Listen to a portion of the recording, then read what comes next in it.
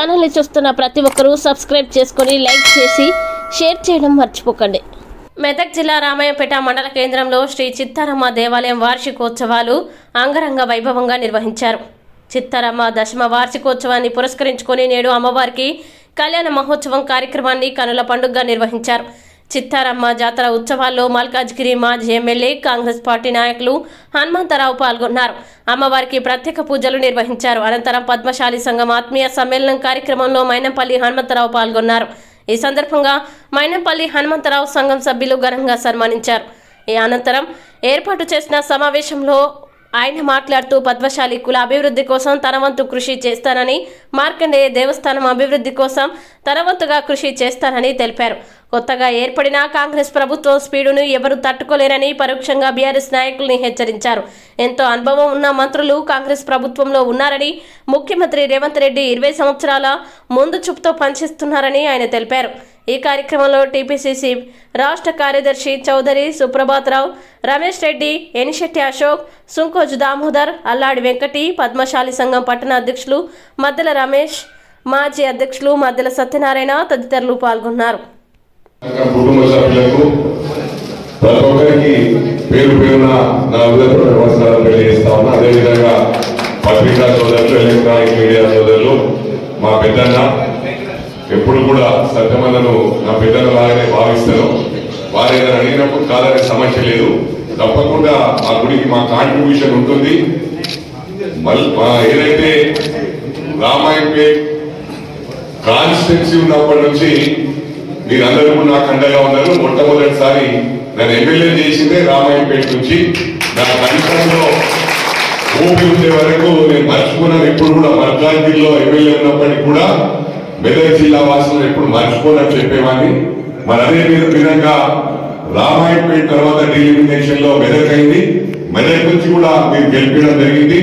మరి తర్వాత నాకు బ్యాక్ పెయిన్ ఉండడం వల్ల హైదరాబాద్ షిఫ్ట్ అయ్యాను।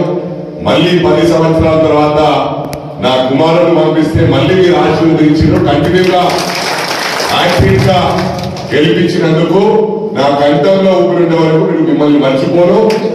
ఒకటి ముఖ్యంగా గమనించాలి ఏంటంటే, ఎవరికైతే నేను పొలిటికల్ గా జీవితాన్ని ఇచ్చినో ఆ 2 సార్లు ఎమ్మెల్యే ఉన్నప్పుడు వాళ్ళు లేదు। ఇంకా ఈరోజు కుర్రోళ్ళు మొదలే యూత్ మొట్టమొదటి వచ్చిండ్రు। ఆ యూత్ తో పాటు పాత కార్యకర్తలు, అన్ని పార్టీల కార్యకర్తలు ఈరోజు సహకరించారు। కాంగ్రెస్ లో మొట్టమొదటి నుంచి వీళ్ళందరూ కూడా పనిచేసినప్పటికీ, మేము కొత్తగా వచ్చినప్పటికీ కూడా కొత్త వాళ్ళు అనకుండా ప్రేమతో మమ్మల్ని వెల్కమ్ చేసి అందరూ అండగా ఉన్నారు। ఎవరైతే అండగా ఉన్నారో వాళ్ళు మర్చిపోయే సమస్య లేదు, వారికి నేను పర్సనల్ గా అండగా ఉంటాను।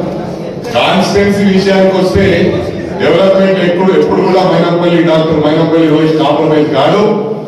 పర్సనల్ విషయానికి వస్తే ఎవరైతే మాకు గట్టిగా నిలబడ్డారో వాళ్ళకి ప్రాణం ఇవ్వడానికి కూడా వెనకపోమని చెప్పి ఈ సందర్భంగా తెలియజేస్తూ, ఒకటి ఇప్పుడు మనం కొత్త సంవత్సరం ఈ ప్రభుత్వం ఇప్పుడు చదువుకున్నట్లే ఉన్నాం।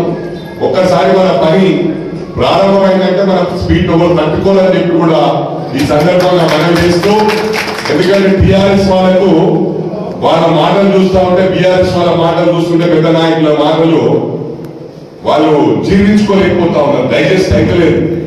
2 నెలలకే 10 సంవత్సరాలు అనుభవించారు, వాళ్ళకు పదవి లేకుండా ఊహించుకోలేకపోతా ఉన్నారు। కాబట్టి వారు ఇప్పుడే ఏదో అయిపోయిందన్నట్టు ప్రజలను కన్ఫ్యూజ్ పెట్టే ప్రయత్నం చేస్తా ఉన్నారు। అలాంటిది ఏం లేదు। ఒకసారి మన స్పీడ్ ఎత్తుకున్నామంటే మన స్పీడ్ ఎవరు తట్టుకోవాలని చెప్పి ఈ సందర్భంగా మనం చేస్తూ, మన గౌరవ ముఖ్యమంత్రి గారు రేవంత్ రెడ్డి గారు ఏ విధంగా పోతా ఉన్నారంటే, ఇంకో 20 సంవత్సరాలు కూడా ఏ పార్టీల గురించి ఆలోచించకుండా ముందుకు పోదామని అన్ని ప్రణాళిక తయారు చేసుకుంటున్నాడు।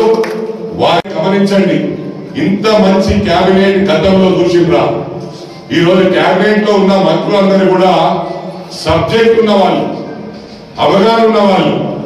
మరి 10 సంవత్సరాలు చూస్తే ఒక 2-3 వాళ్ళ కుటుంబ సభ్యులు తప్ప ఎవరు కనిపించలే మనకు।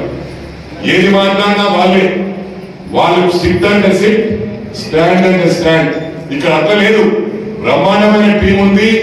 ఇండియాలోనే మంచి పేరు మన రాష్ట్రానికి తెలంగాణ రాష్ట్రానికి వస్తుందని చెప్పి సందర్భంగా తెలియజేస్తా ఉన్నా. ఎవరిని చూసినా కూడా సబ్జెక్ట్ ఉన్న వాళ్ళు, మంచి అనుభవం ఉన్న వాళ్ళని చెప్పి సందర్భంగా మనం చేస్తా ఉన్నా.